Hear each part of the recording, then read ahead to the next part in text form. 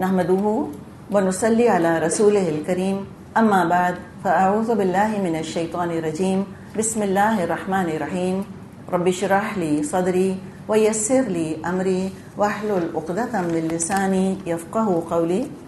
سورۃ الانفال شروع تو کرنا ہے سبق ہم کو آیت نمبر 11 سے، لیکن آپ میں سے کسی اسٹوڈنٹ نے کہا کہ ان کو آیت نمبر 7 اچھی طرح سمجھ میں نہیں آئی کہ اس میں بات کیا کی جا رہی ہے، تو آیت نمبر 7 کو دیکھ لیتے ہیں ایک دفعہ اور۔ کس کا ذکر چل رہا ہے؟ غزوہ بدر کا، اور اس میں 2 جماعتیں ہیں۔ کون کون سی؟ ایک مسلمانوں کی فوج ہے اور ایک کافروں کی فوج ہے، ٹھیک ہے؟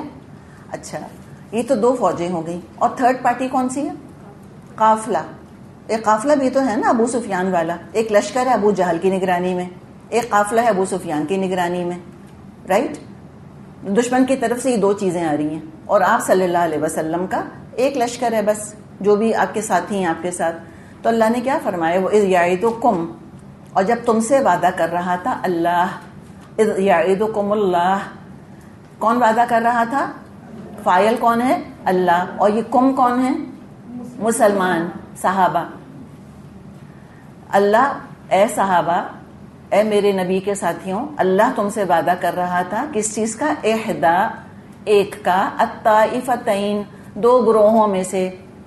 کس چیز کا وعدہ کر رہا تھا؟ انہا لکم، کہ وہ تمہارے لیے ہے، تم کو فتح ملے گی اس کے اوپر۔ تو اللہ 2 گروہوں میں سے کون سے 2 گروہوں کا ذکر ہے یہاں پر؟ دشمن کا لشکر اور دشمن کا قافلہ۔ اس کو کہا یہ 2 طائفتین ہیں، یہ 2 گروہ ہیں، ایک ہے قافلہ ایک ہے لشکر۔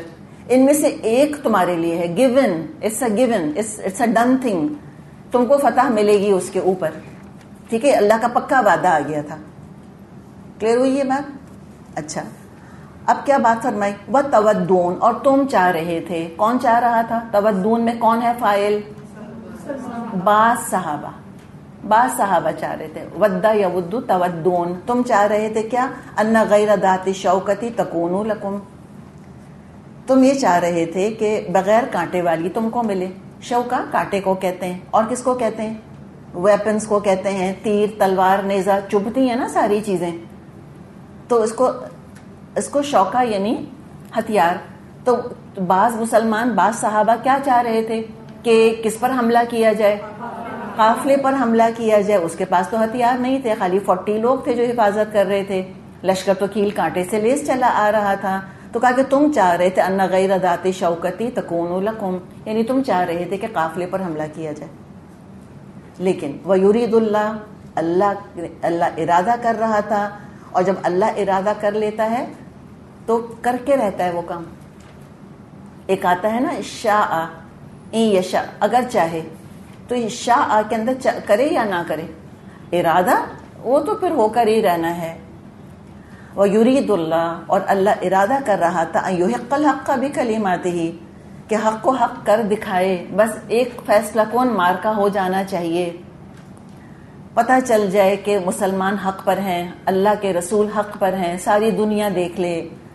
بکلماتہ، اپنے کلمات سے اللہ اپنے ارشادات سے یہ دکھانا چاہ رہا تھا، تبھی اللہ یہ وحی بھیج رہا تھا کہ قافلے کو چھوڑو، فوج کی طرف جاؤ۔ وَيَقْطَعَ دَابِرَ الْكَافِرِينَ، اور اللہ چاہ رہا تھا کہ کافروں کی جڑ کاٹ دے۔ ہم نے کہا نا ان کی ٹاپ لیڈرشپ ساری وائپ آؤٹ ہو گئی تھی بدر میں، 2nd ٹیئر آف لیڈرشپ بچ گئی تھی۔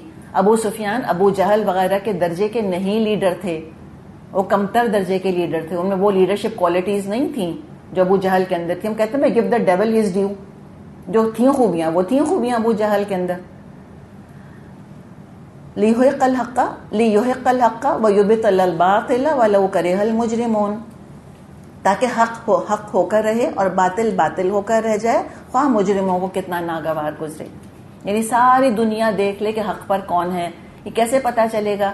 آگے ذکر آ رہا ہے۔ انہوں نے خود دعائیں کی تھیں کافروں نے کہ اللہ تعالیٰ جو حق پر ہے اس کو تو فتح دلا دے آج۔ تو دیکھ لیا انہوں نے کہ فتح مسلمانوں کو مل گئی، تو اب تو کوئی ڈاؤٹ نہیں رہا، تو اب مانو نا پھر بات، اب لاؤ تم ایمان۔ وَيُبْطِلَ الْبَاطِلَ، اور اللہ باطل کو باطل کر دے۔ ظاہر کفار باطل پر تھے اور باطل پر ہیں، اور کافر تو ہمیشہ باطل پہ رہیں گے۔ تو جو مجرمون ہوتے ہیں ولو کرے حل مجرمون، مجرم تو چاہتے ہیں نا کہ باطل پھیلے.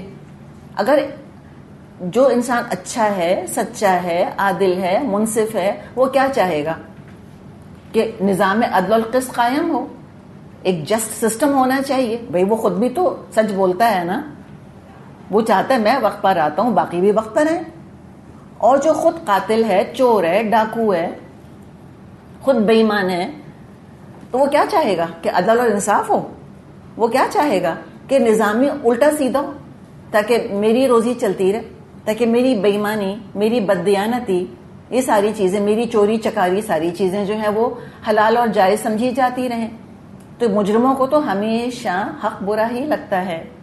لیکن ہم اردو میں کہتے ہیں نا کہ الرغم ڈسپائٹ دے گیٹنگ اپسیٹ، اللہ حق کو حق ثابت کر کے رہے گا، اور جو اللہ تعالیٰ نے ثابت کر دیا.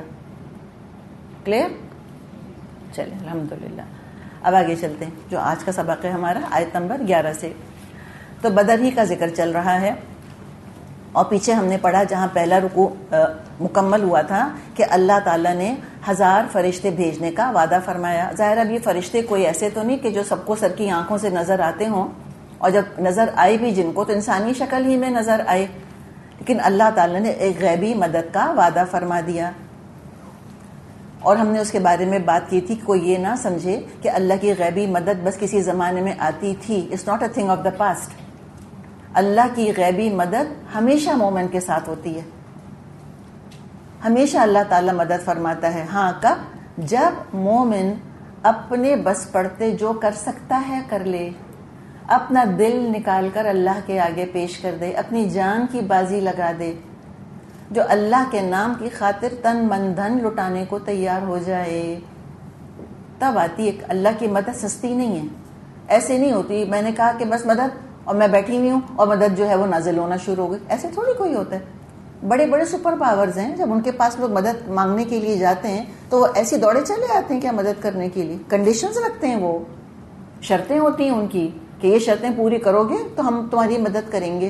تو اللہ کی مدد انکنڈیشنل نہیں آتی. رحم اللہ کا ہے، نو ڈاؤٹ. اللہ مہلت دیتا ہے، اللہ فوراً نہیں پکڑتا، اللہ سمجھاتا رہتا ہے. لیکن جو اللہ کی مدد کا جہاں تک تعلق ہے، یہ اس کو کہتے ہیں نا معیت بھی کہتے ہیں. معیت، میم عین یا تا. یہ جو اللہ کی معیت ہے نا کہ ان اللہ مع الصابرین، اللہ صابروں کے ساتھ ہے. ان اللہ مع المتقین، اللہ متقیوں کے ساتھ ہے. ان اللہ مع المحسنین، اللہ تو محسنوں کے ساتھ ہے.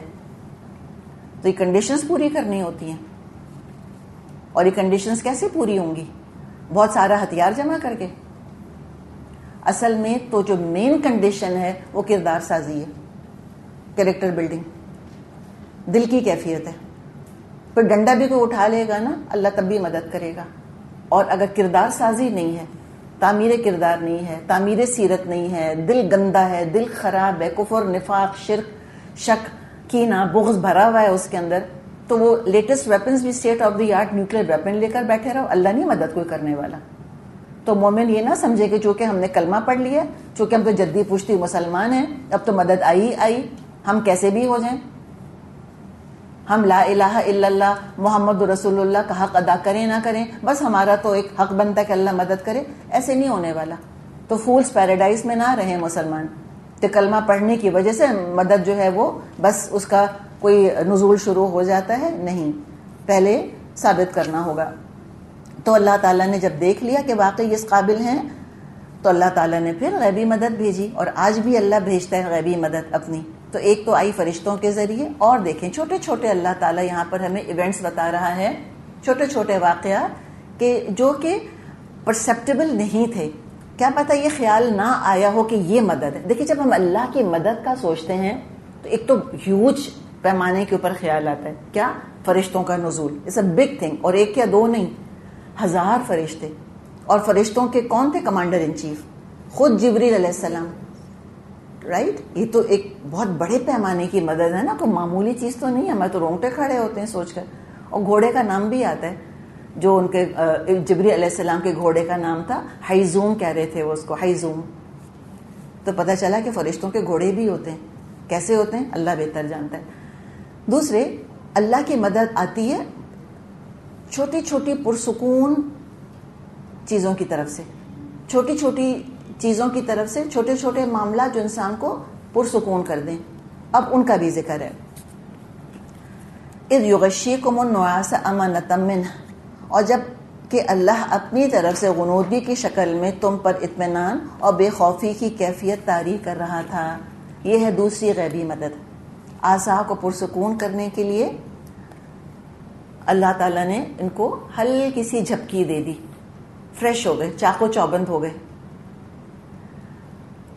اور یہ روایات میں آتا ہے کہ جنگ سے ایک رات پہلے کا واقعہ ہے کہ مسلمانوں کو ایسی اچھی نیند آئی کہ وہ سارا خوف اور روب ان کا جاتا رہا، دشمن کا، ان دشمن کا سارا خوف اور روب ان پہ سے دور ہو گیا. فریش ہو گئے، کانفیڈنٹ ہو گئے، ریلیکس ہو گئے. فرشتوں کی مدد کی خبر نے مورائل ہائی کیا اور نیند نے ان کو پرسکون کر دیا. اور ہم جانتے ہیں کہ جب کوئی مارکا پیش آنے والا ہوتا ہے تو مینٹلی ریلیکس ہونا بڑا ضروری ہے. کوئی معمولی امتحان بھی ہوتا ہے، بچے پڑھ رہے ہوتے ہیں تو بار بار مائیں آ کے جھانک کر کہتی ہیں بس اب سو جاؤ، بس اب سو جاؤ. دماغ بہت تھک جائے گا تو یاد نہیں رہے گا جو کچھ پڑھا ہے تم نے. ایک تو یہ ہوا. دوسرا کیا ہوا؟ اچھا، اس سے سبق ہمیں کیا ملا کہ کسی بہت اہم معاملے سے پہلے رات کو سو جانا چاہیے. اب انشاءاللہ نیکسٹ گرامر ٹیسٹ آپ کا آئے گا انشاءاللہ، تو پھر آپ اس سے پہلے رات کو سوئیں گے اچھی طرح. اور دوسری چیز کیا اللہ تعالیٰ نے یہاں فرمائی، وَيُنَزِّلُ عَلَيْكُم مِّنَ السَّمَاءِ مَاءً، اور اللہ تعالیٰ آسمان سے تم پر پانی برسا رہا تھا. لِيُطَهِّرَكُم بِهِ، تاکہ تم کو پاک کر دے اس کے ذریعے سے. وَيُذْهِبَ عَنكُم رِجْزَ الشَّيْطَانِ، اور شیطان کی ڈالی ہوئی گندگی تم سے دور کر دے. وَلِيَرْبِطَ عَلَى قُلُوبِكُم، اور تاکہ تمہارے دلوں کو جما دے، مضبوط کر دے. وَيُثَبِّتَ بِهِ الْأَقْدَامَ، اور اس کے ذریعے سے وہ قدموں کو جما دے. کوئی ارتھ شیکنگ ایونٹ تھا؟ کوئی ایک غیر معمولی واقعہ تھا؟ نہیں. کیا کس چیز کا ذکر کیا اللہ نے؟ بارش، سمپل بارش. تو ایک تو اگلے گرامر کے ٹیسٹ سے پہلے آپ کو سونا ہے رات کو، اور کیا کرنا ہے؟ نہا کر آنا ہے. انشاءاللہ نہا دھو کر آنے سے آپ دیکھیں انسان تازہ ہو جاتا ہے. اور یہ بارش کا جو پانی ہوتا ہے یہ تو اللہ کی طرف سے آ رہا ہوتا ہے. وہ شروع کی بارش نہیں، وہ تو بہت سارے پولوشن لے کر آتی ہے. جب ایک آدھ دن بارش برس جائے تو ویسے بھی اس کے بعد ذرا بارش میں اگر کوئی حیا کے ساتھ موقع ہو تو ضرور اس کا اہتمام کر لینا چاہیے. اگر اللہ تعالیٰ نے کوئی ایسی جگہ دی ہے کہ جہاں ہم بارش کے پانی میں ہم نہا سکتے ہیں، اس کے نیچے کھڑے ہو سکتے ہیں یعنی، تو ضرور کھڑے ہوں جا کر. بہرحال وہ الگ کہانی ہے. بات یہاں اللہ تعالیٰ اپنی نعمت ان کو یاد دلا رہا ہے کہ یہ ایسی الٹ اپ نہیں کوئی بارش ہو گئی تھی ہم کہتے ہیں وہ اتفاقی بارش ہو گئی. نہیں، یہ خاص اللہ نے نعمت کے طور پہ برسائی. ایک تو نیند آ گئی، تو نیند کی وجہ سے کیا ہوا؟ ریلیکس ہو گئے. علی رضی اللہ عنہ فرماتے ہیں بدر کے دن میں نے دیکھا ہم میں سے ہر شخص سو رہا تھا، سوائے کس کے؟ کمانڈر ان چیف کے، سوائے رسول اللہ صلی اللہ علیہ وسلم کے. وہ درخت کے نیچے نماز پڑھ رہے تھے اور رو رو کر دعائیں مانگ رہے تھے یہاں تک کہ صبح ہو گئی. احمد میں یہ روایت موجود ہے. تو یہ تو ایک ہم دیکھتے ہیں کہ ایک اونگ تھی، اور دوسری دفعہ لڑائی سے پہلے، میدان میں آنے سے پہلے مسلمانوں پر اللہ نے اونگ طاری کری. تو لگتا ہے کہ یہ دو نیندیں ہیں. ایک تو رات کی نیند، وہ تو بہت اچھی ہوئی، اور ایک عین میدان میں آنے سے پہلے اللہ نے اونگ طاری کر دی سب پر. پھر کیا ہوا؟ بارش برسی. جب بارش برسی تو جہاں مسلمان تھے، جہاں صحابہ تھے، جہاں آپ صلی اللہ علیہ وسلم تھے، وہ اونچائی پہ وہ جگہ تھی تھوڑی سی. تو وہاں پر جو ریت تھی، بھربھری ہوتی ہے نا ریت پیروں کے نیچے، جب پانی پڑا تو ریت جم گئی. تو لٹرلی یثبت بہ الاقدام، لٹرلی یہ ہوا، لٹرلی قدم جو ہیں وہاں پر جم گئے. کفار جو تھے وہ ڈھلان کی طرف تھے، نشیب میں تھے، وہاں جل تھل ہو گئی، کیچڑ بن گئی، پاؤں دھسنے لگ گئے ان کے. اور اللہ نے کتنے سارے فائدے بتائے بارش کے. لیطہرکم، کہ وضو بھی تمہارا ہو گیا ایک طرح سے. دیکھیں وضو کرنا بھی انسان کو کام ڈاؤن کرتا ہے. آپ پلیز آزما کے کبھی دیکھیں. آج کل تو لوگ کہتے ہیں واٹر تھراپی، کہ اگر آپ اپسیٹ ہیں یا پریشان ہیں تو آپ اپنا منہ دھوئیں، ذرا کان صاف کریں، کان کے اندر ڈالیں انگلی، سر کے اوپر پانی، پاؤں دھوئیں، پاؤں دھونے کے وہ کتنے فوائد بتا رہے ہیں آج کل. تو وضو کر کے دیکھیں. دیکھیں یہ چیزیں نا ہمیشہ کی رہنمائی ہے, کوئی خاص ایک ایونٹ بدر سے تعلق نہیں ہے. قرآن ہمیشہ کے لیے رحمت بن کر نازل ہوا ہے. تو یہ پاک صاف رہنا کوشش کیا کریں, باوضو رہا کریں. یعنی کوئی کمپلسری نہیں ہے, فرض نہیں ہے کہ ہم بغیر وضو کے ہیں تو کوئی گناہ گار ہو جائیں گے, ایسی بات نہیں ہے. لیکن کوشش کریں کہ باوضو رہیں, اس سے بھی بڑا فرق پڑتا ہے. خاص طور پر اگر کوئی امپورٹنٹ کام ہے, کوئی اہم معاملہ ہے, تو وضو کر کے جائیں.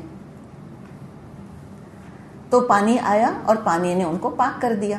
کہا کہ لیطہرکم, تاکہ تم کو پانی پاک کر دے. دیکھیں وہ چشمہ تو تھا نا, جو اس کو انہوں نے روک کر کنواں بنا لیا تھا, یاد ہے ہم نے بات کی تھی, وہ اسٹریٹجک لوکیشن انہوں نے پسند کی تھی. لیکن آبویسلی 300+ لوگوں کے لیے نہانا دھونا تو ممکن نہیں تھا, اور ٹائم کتنا لگتا, کون جا کے ڈول بھر بھر کر لاتا اور نہاتا. اور ہو سکتا ہے کہ بعض کو جنابت کی حالت لاحق ہو گئی ہو, ممکن ہے یہ. اللہ تعالیٰ نے بالکل پاک صاف کر دیا. اور کیا کیا, وہ یذھب عنکم رجز الشیطان, اور شیطان کی ڈالی ہوئی نجاست دور کر دی. وہ جو ٹینشن ڈیولپ کر رہا تھا نا, ریلیکس کر دیا اللہ تعالیٰ نے. تو یہ پانی کی بڑی برکتیں ہیں, پانی بڑی اچھی چیز ہے. وَلِيُرْبِطَ عَلَىٰ قُلُوبِكُمْ, اور تاکہ تمہاری اللہ تعالیٰ تمہارے دلوں کو باندھ دے, یعنی تم کو ہمت دلائے. اتنے سارے فائدے بتائے گئے. اور کہنے کو ایک معمولی چیز تھی کیا, وہ کہتے وہ اتفاقیہ بارش ہو گئی تھی. نہیں, اللہ نے برسائی رحمت کے طور پہ. اذ یوحی ربک, وہ وقت یاد کرو جب کہ تمہارا رب وحی کر رہا تھا الی الملائکہ, فرشتوں کی طرف. یہ کون سے فرشتے تھے؟ جو بدر میں اترے تھے, جو مسلمانوں کے ساتھ مل کر جنگ کر رہے تھے. تو اللہ نے وحی کی کیا, انی معکم, میں تمہارے ساتھ ہوں. فثبتوا الذین آمنوا, تم اہل ایمان کو ثابت قدم رکھو. سألقی فی قلوب الذین کفروا الرعب, تو میں ابھی ان کافروں کے دلوں میں روب ڈالے دیتا ہوں. فاضربوا فوق الاعناق واضربوا منہم کل بنان, بس تم ان کے گردنوں پہ ضرب لگاؤ اور جوڑ جوڑ پر چوٹ لگاؤ. تو اللہ تعالیٰ نے اپنی میت کا سمجھے یہاں پر اظہار فرمایا. اللہ کے حکم سے فرشتوں نے حرکت کی. دو طرح سے مومنوں کی مدد ہوئی. ایک تو اللہ نے فرشتوں سے کہا کہ تم مومنوں کے دل جما دو, ثبتوا الذین آمنوا, قدم جما دو, دل جما دو, ان کے ہاتھوں میں طاقت دے دو, جم کر اپنے تلوار پکڑیں. جو ہتھیار, جو ڈنڈا, جو لکڑی, جو سونٹی چھڑی ہاتھ میں ہے, جو تیر ہاتھ میں ہیں, ان کو سیدھا کر دو, سیدھا جا کے ہدف پر لگیں. ان کی تلواروں کو ان کے مضبوط کر دو کہ ان کا وار ضائع نہ جائے, ان کا وار نہ خطا ہو. مارے تو ایسے مارے کہ وہ فیصلہ کون مار ہو. تو دل اور قدم اور ہاتھ اور ذہن سب جما دو, فوکسڈ ہو جائیں, کنسنٹریٹ کریں. یہ کنسنٹریشن بھی بہت بڑی نعمت ہے کہ انسان فوکس کر کے کوئی کام کرے. اور ظاہر ہے جنگ کا معاملے میں تو کوئی جو ہے اس کا تو فوکس ادھر سے ادھر ویسے بھی نہیں ہو سکتا. اور اللہ نے کیا فرمایا کہ سألقی فی قلوب الذین کفروا الرعب, کہ میں کافروں کے دلوں میں روب ڈال دیتا ہوں, ان کے دلوں کو ہلا دوں گا میں. بس بات کیا ہے کہ ایک دفعہ دل ہل گیا, ہاتھ بھی ہلیں گے, قدم بھی ہلیں گے, ریزولو بھی کمزور ہوگا, اعتماد بھی نہیں ہوگا, بے چینی پیدا ہو جائے گی اور کوئی فائدہ نہیں ہوگا. ہم سوچ سکتے ہیں نا کہ ان کے پاس اتنے سارے ہتھیار تھے اور مسلمانوں کے پاس اتنے تھوڑے ہتھیار تھے, تو پھر کیسے آخر مسلمان جنگ جیت گئے؟ اگر ہم نارملی مٹیریلی 2+2 کریں تو نہیں ہوتا 2+2. لیکن بدر کیا, اس کے بعد کی بھی آپ جنگیں دیکھیں جو کہ خلافت کے زمانے میں مسلمانوں نے لڑی ہیں, سب حیرت انگیز ہیں, معجزانہ ہیں. یہ تو واقعی بس اللہ نے معجزانہ فتح دی ہے, ورنہ ایران کی طاقت کو اور روم کی طاقت کو اور مصر کی طاقت کو ہرانا اور وہاں اسلام کے جھنڈے گاڑنا یہ معمولی کام نہیں تھا, آسان کام نہیں تھا. اور کیسے ہوا, ہم سوائے اس کے کہ یہ کہیں کہ اللہ کی مدد آئی, اور ہم کچھ نہیں کہہ سکتے. کیسے کیسے معجزے ہوئے ہیں واقعی بعد میں بھی. تو اللہ تعالیٰ نے اس طرح سے مدد کی کہ کفار کے دلوں کو ہلا دیا اور کہا کہ اب مارو تم ان کی گردنوں پر اور مارو تم ان کی جوڑ جوڑ کے اوپر. جو کفار کا موریل تھا وہ ہم نے کل بھی بات کی تھی کہ پہلے تھوڑا سا ڈاما ڈول تھا. وہ اخنس بن شریح کا ہم نے ذکر کیا تھا وہ اپنے 300 لوگوں کو لے کے چلا گیا تھا. پھر عتبہ بن ربیعہ اس نے بھی پھر لشکر کو کہا تھا کہ چلو واپس چلتے ہیں, ہم جنگ نہیں کرتے. اب دیکھیں جب اس طرح کے دو گروہ بن جائیں نا, ہم یہ کام کریں کہ نہیں کریں, کریں کہ نہیں کریں. یہ جو انسرٹنٹی ہوتی ہے یہ بھی کاز کے لیے انتہائی ڈسٹربنگ ہوتی ہے, بھی کیا کرنا ہے یا نہیں کرنا. مشاورت جب ہو گئی, جب مشورہ کر لیا اور ڈیسائیڈ کر لیا, تو اللہ تعالیٰ نے سورت آل عمران میں فرمایا ہے نا کہ اذا عزمت فتوکل علی اللہ. اب جب فیصلہ کر لیا ہے نا, اللہ پہ توکل کرو اور بس چل پڑو. اللہ ماشاء اللہ کے حالات ہی بدل جائیں تو فیصلہ بدلنا پڑ جائے, لیکن پھر جم جائے انسان, ریزالو پکا ہونا چاہیے. ان کے ہاں تو انسرٹنٹی چل رہی تھی اب تک, لڑیں نہیں لڑیں, لڑیں نہیں لڑیں, عجیب ڈاماڈول تھے. عتبہ بن ربیعہ نے بھی کہا تھا نہیں لڑو, عمیر بن وہب نے بھی کہا تھا نہیں لڑو, حکیم بن حزام, یہ آپ کو یاد ہے حکیم بن حزام کتنے اچھے انسان تھے, خدیجہ رضی اللہ عنہا کے بھتیجے تھے. انہوں نے زید بن حارثہ رضی اللہ عنہ کو تحفے کے طور پہ اپنی پھپھو کو دیا تھا, انشاءاللہ آپ کو سب یاد ہوگا. تو یہ حکیم بن حزام وہ ہیں, بہت اچھے انسان تھے, لیکن پھر یہ کافی دیر میں آگے جا کے فتح مکہ کے موقع پہ ایمان لائے. اس وقت وہ کفار کے لشکر کے ساتھ آئے تھے. یہ بھی کہہ رہے تھے, انہوں نے بھی بڑی کوششیں کی, بہت سمجھانے کی کوشش کی کہ بھائی جنگ نہیں کرتے, ہم واپس چلتے ہیں, قافلہ بچ گیا, اب کیا پرابلم ہے ہم کو. اور یہ بھی کہا تھا ان لوگوں نے کہ دیکھو, کفار سے کہا تھا اپنے ساتھیوں سے کہ تم جنگ کن سے کر رہے ہو, سامنے کون ہے, تم کو اپنے ہی باپ, اپنے ہی چچا, اپنے ہی بھتیجے, اپنے بیٹے, اپنے بھانجے ہی نظر آئیں گے, ان کو مار کے کیا کمال کرو گے تم. یہ بھی سمجھانے کی کوشش کی تھی. تو لوگوں تو فوج کے دل تو ہلے ہوئے تھے سب کے. اور حکیم بن حزام کے بہت سے ساتھی مارے گئے تھے بدر میں, بس یہ بچ گئے تھے. اور بعد میں جب ایمان لے آئے تھے تو جب ان کو کسی بات کی بہت تاکید بیان کرنی ہوتی تھی تو کہتے تھے لا والذی نجانی من یوم البدر, میں قسم کھاتا ہوں اس ہستی کی جس نے مجھ کو بدر کے دن نجات دی تھی. یہ ان کا طریقہ بن گیا تھا, یہ قسم اس طرح کھایا کرتے تھے اللہ کی. تو یہ سب لوگ ان کو آلریڈی منع کر رہے تھے, تو وہ ان کے دل ہلے ہوئے تھے. اس کو اللہ نے روب سے تعبیر کیا, یہ اللہ کی چال تھی جو اللہ نے چلی.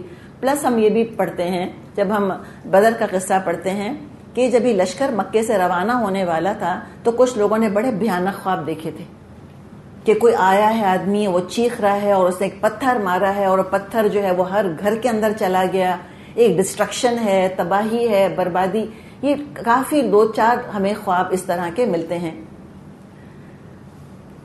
اچھا, ان خوابوں کا علم فوج کو بھی ہو گیا تھا, تو دل ان کے ویسے ہی بھاری تھے, اور وہ نعمتیں بھی ان کو نہیں ملی تھیں جو مسلمانوں کو ملی تھیں.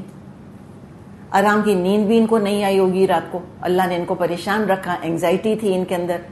تو یہ سب ترکیبیں اللہ نے اپنی بیان کی جن سے کہ اللہ تعالیٰ کی مدد آئی. اور پھر خوب مسلمانوں نے ان کو اچھی طرح سے مارا. ذالک, اچھا یہ کیوں ہوا, یعنی کہ اللہ نے کفار کی مدد کیوں نہیں کی؟ اوبویسلی کیوں نہیں کی, وجہ آ گئی. ذالک بانہم شاقوا اللہ ورسولہ, یہ اس لیے کہ ان لوگوں نے اللہ اور اس کے رسول کا مقابلہ کیا. ومن یشاقق اللہ ورسولہ, اور جو اللہ اور اس کے رسول کا مقابلہ کرے گا, فإن اللہ شدید العقاب, تو اللہ اس کے لیے بہت سخت ہے سزا دینے میں. سوچا نہیں کس سے ٹکر لے رہے ہیں, دیکھا نہیں کہ محمد کی پشت پر کون ہے صلی اللہ علیہ وسلم, اللہ سے لڑنے چلے.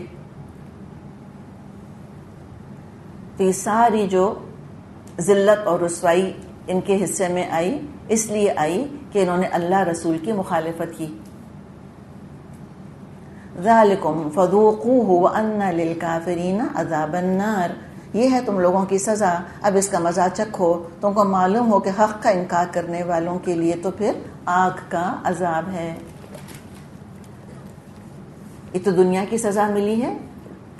کیا ہنسی اڑی ہوگی پورے عرب میں کہ اتنے سے نہتے مسلمانوں نے ان کے پورے تیار لشکر کو ایسی شکست فاش دی. یہ تو دنیا کی سزا ہے, اور آگ کا عذاب تو باقی ہے. اب آگے خطاب کیا قتال فی سبیل اللہ کرنے والوں سے. یا ایھا الذین آمنوا, اے لوگو جو ایمان لائے ہو, اذا لقیتم الذین کفروا, جب تمہاری کافروں سے ملاقات ہو, زحفاً لشکر کی صورت میں, فلا تولوہم الادبار، تو اس موقع پر تم پیٹھ مت پھیرنا. اچھا لقیتم، ملاقات تو کہاں، مال میں یا جہاز میں؟ جی اسی لقیتم مڈ بھیڑ کا ہم نے لفظ وہاں استعمال کیا ترجمے میں. اور زحفن ہمیں بتا رہا ہے کہ لشکر کا ذکر ہے. دیکھیں یہاں جند کا لفظ نہیں آیا، ٹھیک ہے نا، جند تو ذکر نہیں آیا نا، فوج کا تو نام نہیں آیا، لیکن زحفن صفت آ گئی، اور زحفن صفت ہوتی ہی لشکر کی ہے. یہ بھی قرآن کی بلاغت ہے نا، بجائے کہ کہتا کہ اللہ تعالیٰ فرماتا کہ لشکر سے ملاقات ہو، کہا کہ ایک زحفن یعنی صفت بیان کر دی کہ ظاہر بھاری بھرکم تلواروں کے ساتھ اور اپنے ذرا بختر کے ساتھ آ رہے ہیں. تو جب ایسا بھاری بھرکم لشکر آئے کافروں کا تو تم پیٹھ نہیں پھیرنا، یعنی بزدلی کا مظاہرہ نہیں کرنا، فرار کا مت سوچنا. میدان جنگ سے بھاگنا بغیر کسی وجہ کے کبیرہ کبیرہ گناہ ہے. کیوں؟ ایک پلٹ کر اگر بھاگتا ہے تو اکیلا نہیں بھاگتا، وہ 10 کے یا تو دل ہلا دے گا یا ان کے قدم ہلا دے گا، یا اپنے ساتھ وہ بھی ان کو بھی لے کر بھاگے گا، اکیلا نہیں بھاگے گا، ضرور اپنے ساتھ 2-4 کو لے کے لوٹے گا، یا کم از کم لوگوں کے اندر بے چینی ضرور پیدا کر دے گا. جیسے کہ ہم نے خود دیکھا کہ احد کے موقع پہ عبداللہ بن ابی جب چلا گیا تھا تو کتنا مسلمانوں کے موریل کے اوپر اثر پڑا تھا. یہ تو کوئی میدان جنگ بھی نہیں ہے، یہ تو خالی علم کا میدان ہے ہمارا.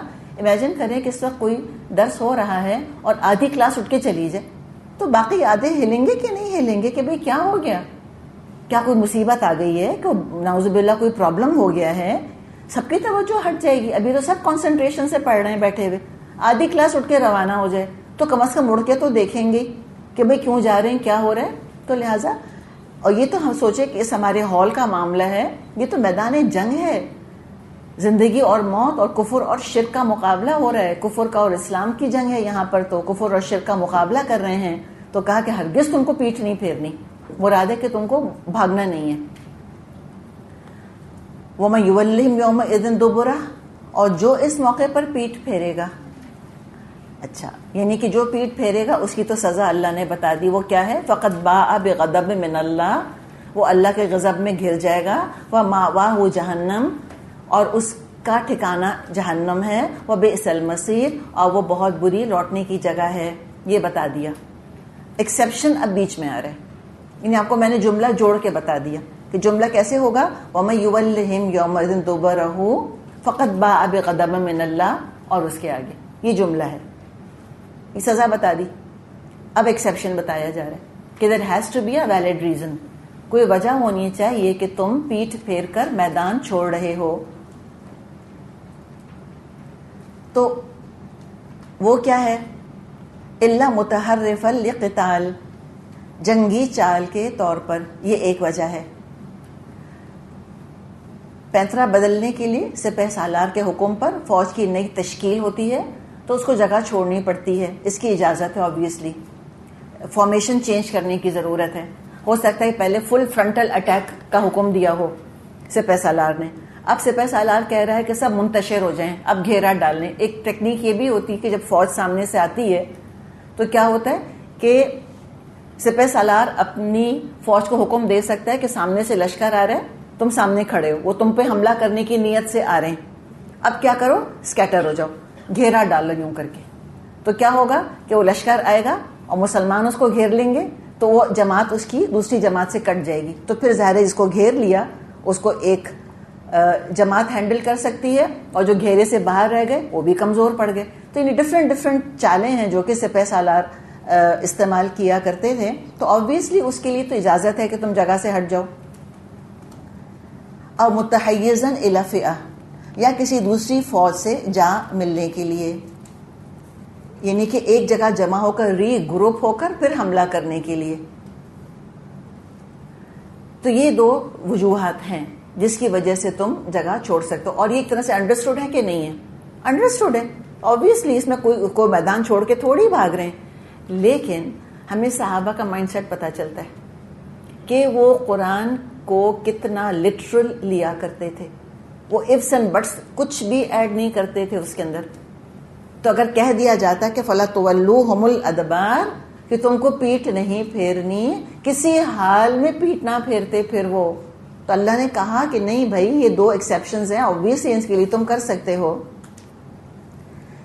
تو یہ بیسکلی 3 ریزنز ہیں جس کی وجہ سے کوئی قتال فی سبیل اللہ کرنے والا، کوئی فوجی جس کو کہ ہم کہیں سولجر، جو اپنی جگہ چھوڑے. 2 ریزنز تو یہ آ گئے. تیسرا کیا ہے؟ بزدلی کی وجہ سے. اس کی تو اجازت ہی کوئی نہیں ہے. تو اس کے علاوہ اگر شکست کے خوف کی وجہ سے یا بزدلی کی وجہ سے جس نے میدان چھوڑا تو اس کے لیے پھر اللہ تعالیٰ نے سزائیں بتا دی ہیں. فقط باء بغضب من اللہ، اللہ کے غضب میں گھر جائے گا. دنیا میں جب تک زندہ رہے گا اللہ کے غضب میں گھرا رہے گا. زندگی میں کسی قسم کی برکت نہیں ہوگی، نحوست ہی نحوست ہوگی. زندگی کی جو رونق ہے اللہ کی لعنت کی وجہ سے اجاڑ ہو کے رہ جائے گی. اور دوسرے جو میدان چھوڑ کر بھاگ رہا ہے اپنے گھر کی طرف نہیں جا رہا، جہنم کی طرف جا رہا ہے. واہو جہنم فرمایا ہے، ٹھکانہ اس کا جہنم ہے. گھر ٹھکانہ نہیں ہے اس کا، پناہ گاہ اس کا گھر نہیں ہے، اس کی پناہ گاہ جہنم ہے. تو آخرت میں اس کا ٹھکانہ آگ ہوگی. یہ بھی اللہ تعالیٰ نے بتا دیا. پھر اور دیکھیں اور اللہ تعالیٰ نے کیا فرمایا ہے یہاں پر، فلم تقتلوہم. اچھا اب یہ دیکھیں، یہ جو فا ہے، جو فلم آیا ہے، یہ فا کسی پچھلے مضمون کی طرف اشارہ کر رہا ہے. یہ انڈرسٹوڈ ہے. کیا انڈرسٹوڈ ہے؟ انڈرسٹوڈ یہ ہے کہ اے مسلمانوں تم یہ مت سمجھنا کہ یہ جنگ تم نے اپنے زور بازو سے جیتی ہے. تو دیکھیں ہر فرنٹ پہ اللہ تعالیٰ مسلمانوں کی رہنمائی فرما رہا ہے ہر طرح سے. ایک یہ کہ مورل کریج ہونا چاہیے ان کے اندر، اور بہادری بہت اچھی چیز ہے، لیکن وہ بہادری ایروگنس میں نہیں تبدیل ہونی چاہیے. جیسے کہ بہادری کے لیے اعتماد تو ضروری ہوتا ہے نا، بہادر لوگ بڑے کانفیڈنٹ ہوتے ہیں. تو یہ بہادری کہیں پرائیڈ نہ بن جائے، تکبر نہ بن جائے، تم سوچو کہ ہاں ہم جمے رہے، ہم نے پیٹ نہیں پھیری، ہم نے جنگ جیت لی، یہ ہم نہ شروع ہو جائے کہیں تمہارا. تو یہ فلم تقتلوہم، تم یہ مت سمجھنا مسلمانوں کی جنگ تم جیتے ہو. یہ پچھلا مضمون کہیں جوڑ رہا ہے جا کر، اللہ نے جتوائی ہے. ولیکن اللہ قتلہم، مگر اللہ نے ان کو قتل کیا. یعنی فتح کے نشے میں مست مت ہو جانا کہ خود کو انوینسیبل سمجھنے لگ جاؤ. تو کامیابی اور جو خوشی ملی اس کو غرور اور ایک ایگو ٹرپ بننے سے اللہ نے روک دیا. یہ ہے، اس کو کہتے ہیں نا، ہم پھر بار بار وہی بات کریں گے، تعمیر کردار، تعمیر سیرت. 2 موقع انسان کی زندگی میں آتے ہیں جو اس کے کردار پر بہت برا اثر ڈال سکتے ہیں. ہم کہتے ہیں نا it brings out the worst in us. وہ 2 موقع کیا ہوتے ہیں؟ خوشی کا موقع، کامیابی کا موقع. جو کہیں چھپا ہوا کہیں غرور، کوئی خود پسندی ہوتی ہے وہ خوشی کے موقع پہ نکل آتی ہے. اور غم کا موقع، جو اللہ کے خلاف کھوٹ کھپٹ دل میں چھپی ہوئی ہوتی ہے وہ غم کے موقع پہ نکل آتی ہے. تو یہ 2 بڑے سینسٹیو سمجھیں کہ موقع ہوتے ہیں جس پہ انسان کو بہت زیادہ محتاط رہنے کی ضرورت ہے. تو فرمایا کہ تم نے کوئی نہیں قتل کیا، اللہ نے کیا. پھر کیا فرمایا؟ وَمَا رَمَيْتَ إِذْ رَمَيْتَ وَلَكِنَّ اللَّهَ رَمَا، اور آپ نے نہیں پھینکا اے نبی بلکہ اللہ نے پھینکا. اب یہ کس پھینکنے کی بات کی جا رہی ہے؟ جنگ شروع ہونے سے پہلے جبریل علیہ السلام نے آپ صلی اللہ علیہ وسلم سے آ کے فرمایا کہ مٹھی بھر مٹی لیجئے اور کفار کی طرف رخ کر کے پھینک دیجئے. کنکر ہوتے ہیں نا، مٹی تو ظاہر ہے وہاں مٹی تو نہیں ہوتی، تو کنکر ٹائپ یا جو ریت تھی وہ لیجئے اور آپ کفار کی طرف پھینک دیجئے. تو آپ نے مٹھی بھر جو ہے وہ مٹی لی اور آپ نے کفار کی طرف جو لشکر کھڑا تھا اس کی طرف پھینکی اور آپ نے فرمایا شاہت الوجوہ، چہرے بگڑ جائیں.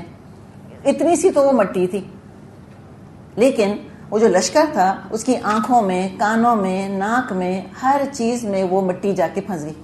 کہیں نہ کہیں ضرور کچھ نہ کچھ مٹی کا حصہ ان کو پہنچا. تو پھینکا کس نے؟ اللہ کے رسول نے. اثر کس نے ڈالا؟ ہدف پر کس نے پہنچایا؟ اپنے نشانے پر کس نے پہنچایا اس کو؟ اللہ نے. تو میرا آپ کا کام کوشش کو ٹھکانے لگانا یہ اللہ کا کام، محنت کرنا میرا اور آپ کا کام، اور اس کو ٹارگٹ تک پہنچا دینا اللہ کا کام. جو اللہ نے کیا، نمبر بہت اچھے آئے، اللہ نے وقت پہ یاد دلا دی، لیکن آپ کا اور میرا کام کیا تھا کہ ہم پڑھ کر آئیں، ہم محنت کر کر آئیں. اگر اپنے اوپر اپلائی کریں نا، اور پھر اس کا پھر آگے اللہ اس کو اس کے اندر کامیابی دے دے گا.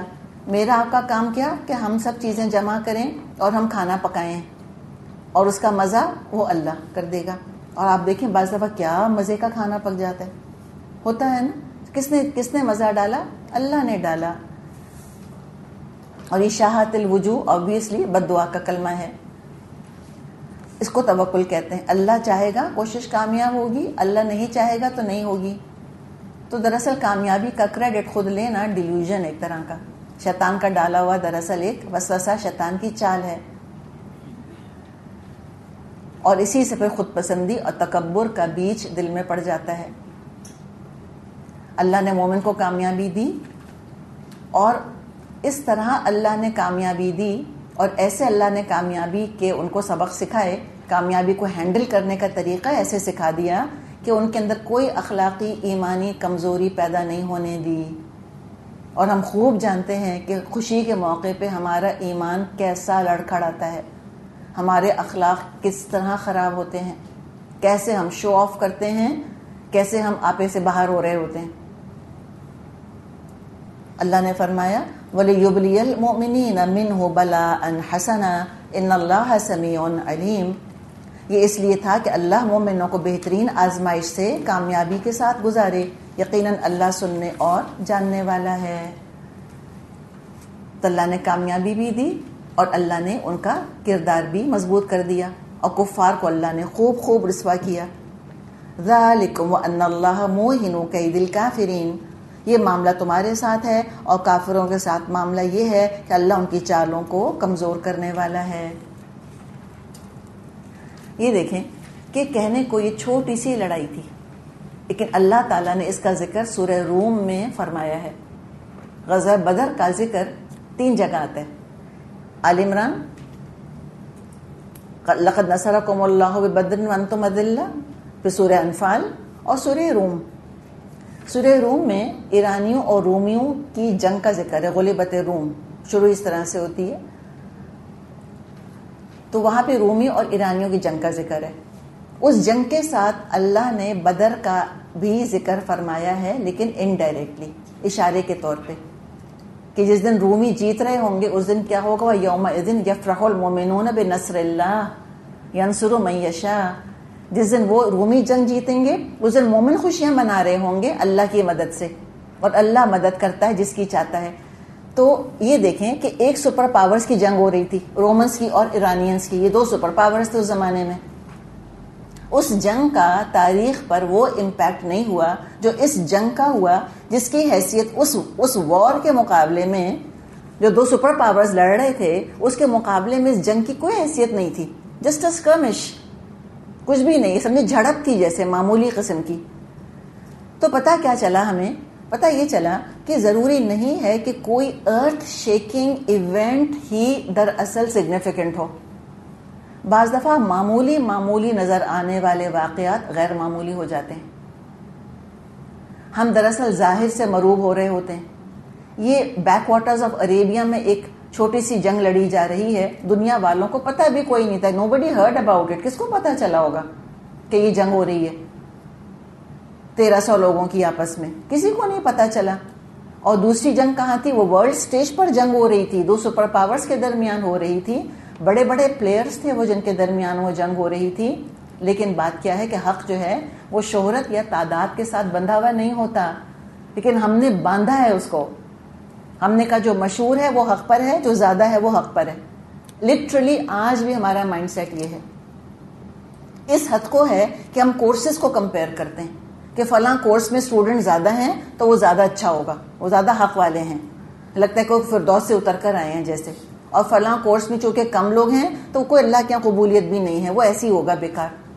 اللہ نے کتنی دفعہ کہا ہے وَكَمْ مِنْ فِئَةٍ قَلِيلَةٍ غَلَبَتْ فِئَةً كَثِيرَةً بِإِذْنِ اللَّهِ. اللہ تعالیٰ نہ تعداد دیکھتا ہے، نہ اللہ شہرت دیکھتا ہے، اللہ تعالیٰ دلوں کا خلوص دیکھتا ہے. تو ہم یہ سوچ لیں اپنے لیے کہ زیادہ ہوں گے الحمدللہ، کم ہوں گے الحمدللہ. ہم اپنی ویلیو نمبر گیم کے تحت نہیں کریں گے. It's not a number game. اور آج دنیا بس ایک نمبر گیم ہے. اور اللہ بھلا کرے سوشل میڈیا کا، وہ تو انگوٹھا اوپر انگوٹھا نیچے. ایک تو انگوٹھا بھی بڑی چیز ہے. ہمارے کلچر میں تو انگوٹھا دکھانا حد درجے کی بے عزتی تھی، ٹھیک ہے نا. اور اب تھمز اپ اس کلچر کے اندر وہ تو بہت کمال کی کوئی چیز ہے.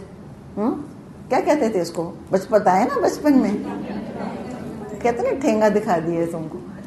تو پہلے تو کوئی خوش نہیں ہوتا تھا اس سے، اور اب کہتے ہیں وہ، ہم کہتے ہیں خوش، کہتے ہیں بہت اچھا کیا. تو یہ ہماری نانیاں دادیاں تو ہل جاتی ہوں گی اس طرح انگوٹھا. ان کو کبھی نہ دکھائیے گا جا کر کہ نانی بہت اچھا کھانا پکایا ہے. Don't do that. وہ پریشان ہو جائیں گی. لیکن اب آج کل ہر چیز نمبر ہے، ہر چیز نمبر ہے. اور ہر چیز کیا ہے کہ جو میڈیا پر آ گیا، ہم کہتے ہیں وہ اتنے بڑے عالم. بڑا عالم کس کو کہتے ہیں؟ جو ٹی وی پر ہے، اس کے پتہ چلا اتنی ملین فالوئنگ ہے. اللہ کرے بھائی، ہم تو یہ چاہتے ہیں کہ حق مشہور ہو. ہم تو چاہتے ہیں حق کے ساتھ بہت ساری تعداد بھی آئے. ڈیفینیٹلی ہم تو چاہتے ہیں کہ حق ایکسیپٹیبل ہو، اور حق جو ہے وہ پاپولر ہو، اور حق جو ہے وہ ان تھنگ بن جائے. اللہ وہ دن لے کر آئے، اور آ رہا ہے. آہستہ ہے لیکن آ رہا ہے الحمدللہ. لیکن بات ساری کیا ہے یہاں پر کہ ہم اس کو ٹائی نہیں کر سکتے دو چیزوں کو. تو ان چیزوں کو زیادہ اہمیت نہیں دینی چاہیے. لیکن ہم انسان ہیں، ہم نمبر سے تھوڑے بہت متاثر ہوتے ہیں. زیادہ لوگ خوش کرتے ہیں، کم لوگ ہمیں اتنا خوش نہیں کرتے. لیکن کام پہ اثر نہیں ہونا چاہیے. کبھی یہ نہیں سوچیں گے کہ اچھا اگر تھوڑے سے اسٹوڈنٹ ہیں تو پڑھاتے ہی نہیں. پڑھانا تو ہے، پڑھنا تھوڑے سے آگے تو ہم پڑھتے ہی نہیں. پڑھنا تو ہے ہمیں آگے. بس دیکھتے جائیں کہ اللہ تعالیٰ کے ہاں اس کا کیا معاملہ ہوتا ہے. ان تستفتحوا فقد جاءكم الفتح وان تنتهوا فهو خير لكم وان تعودوا نعد ولن تغني عنكم فئتكم شيئا ولو كثرت وان الله مع المؤمنين. اللہ نے ان کافروں کو کمزور کیا. آگے فرمایا ان کافروں سے کہہ دو اگر تم فیصلہ چاہتے تھے تو لو، فیصلہ تمہارے سامنے آ گیا، اب باز آ جاؤ، تمہارے لیے ہی بہتر ہے. ورنہ پھر پلٹ کر اسی حماقت کا اعادہ کرو گے، ہم بھی اسی سزا کا اعادہ کریں گے. اور تمہاری جمعیت خواہ وہ کتنی بھی زیادہ کیوں نہ ہو، تمہارے کچھ کام نہ آ سکے گی. اللہ مومنوں کے ساتھ ہے. آ گیا نا وَأَنَّ اللَّهَ مَعَ الْمُؤْمِنِينَ. تو کم یا زیادہ کی بات نہیں ہے. جہاں حق ہوتا ہے اللہ اس کا ساتھی ہوتا ہے. تو یہ دعا کرے کہ ہم کم ہوں زیادہ ہوں حق پر ہوں. اللہ ہم کو حق پر جما کے رکھے. اللہ تعالی ہم کو اپنا ساتھ عطا فرمائے. تو مکی صورتوں میں ہم نے یہ دیکھا ہے کہ کفار نے بار بار کہا ہے کہ متی ھذا الفتح، فیصلہ کب ہوگا، فیصلہ کب ہوگا. تو دیکھو فیصلہ ہو گیا، بتا دیا. بدر کو فرقان کہا جاتا ہے، اس کا نام بھی آ جائے گا. یوم الفرقان کہا جاتا ہے بدر کو. اور ہمیں پھر کچھ دعائیں بھی ملتی ہیں ابو جہل وغیرہ سے، جو انہوں نے بدر کے سلسلے میں مانگی تھیں، اور پھر مختلف موقعوں پر بھی مانگتے چلے آئے تھے. وہ جب بدر کے لیے آ رہے تھے کہ اللہ تعالیٰ جو حق پر ہو اس کو تو فتح دے دے. اور بدر کے لیے نکلنے سے پہلے خانہ کعبہ کا غلاف پکڑ کر بھی دعائیں مانگی تھیں، جن کا خلاصہ یہ ہے کہ اللہ جو دونوں گروہوں میں سے زیادہ رشتوں کو توڑنے والا ہو اور جو زیادہ غلط بات کرنے والا ہو، اللہ اس کو ہلاک کر دے. اور اللہ جو حق پر ہو اس کی مدد کرے. یہ کون دعا کر رہے؟ ابو بکر نہیں، یہ ابو جہل اور اس قسم کے لوگ یہ دعا کر رہے تھے. اور بھی کچھ لوگوں کی دعائیں آتی ہیں. تب بات دیکھیں کہ مسلمان تو بیت اللہ کے پاس نہیں جا سکتے تھے نا، اور تو انہوں نے سینکشن کیا ہوا تھا، اپنی باؤنڈریز بند کر دی تھی. مسلمان نہیں جا سکتے تھے، کفار نے پابندی لگا دی تھی. تو کوئی بات نہیں، اگر مسلمان بیت اللہ جا کر دعا نہیں کر سک رہے تھے تو کافروں نے مسلمانوں کے بہاف پر دعا کر لی وہاں جا کر. اللہ کی شان دیکھیں کیسے اللہ تعالیٰ کام کراتا ہے. اور حدیث میں آتا ہے کہ بعض دفعہ اللہ کافروں اور فاسقوں سے وہ کام لے لیتا ہے کہ اس کے دین کی مدد ہو جاتی ہے. اسے اپنے دین کا کام اللہ بعض دفعہ فاسقوں فاجروں سے لے لیتا ہے، کافروں سے لے لیتا ہے. تو کتنے ڈیلیوڈڈ تھے نا یہ. اپنے آپ کو حق بھی سمجھ رہے تھے. وہ کہہ رہے اللہ سے کہ اللہ جو زیادہ حق پر ہے اس کی مدد کر, اور جو غلط بات کر رہا ہے اس کو ہلاک کر دے. تو اللہ تعالیٰ نے کہا دیکھو تمہاری کثرت تم کو کوئی فائدہ نہیں دے گی. پھر وہ نمبر گیم کی بات ہے نا, نمبر گیم کوئی فائدہ نہیں دے گا. اب تم باز آ جاؤ, یعنی لٹرلی ہم کہیں نا اللہ نے وارن کر دیا کہ ایک تھپڑ تم کو پڑا ہے ابھی, ایک ہی تماچا کھا کے درست ہو جاؤ. اگر باز نہیں ہوگے تو پھر اللہ کے عذاب کا کوڑا برسے گا. اور اللہ ہمیشہ ایمان والوں کے ساتھ رہا ہے اور اللہ ہمیشہ ایمان والوں کے ساتھ ہی رہے گا. تو دعا کرنی چاہیے کیا کہ اللہ ہمیں مومن بنائے.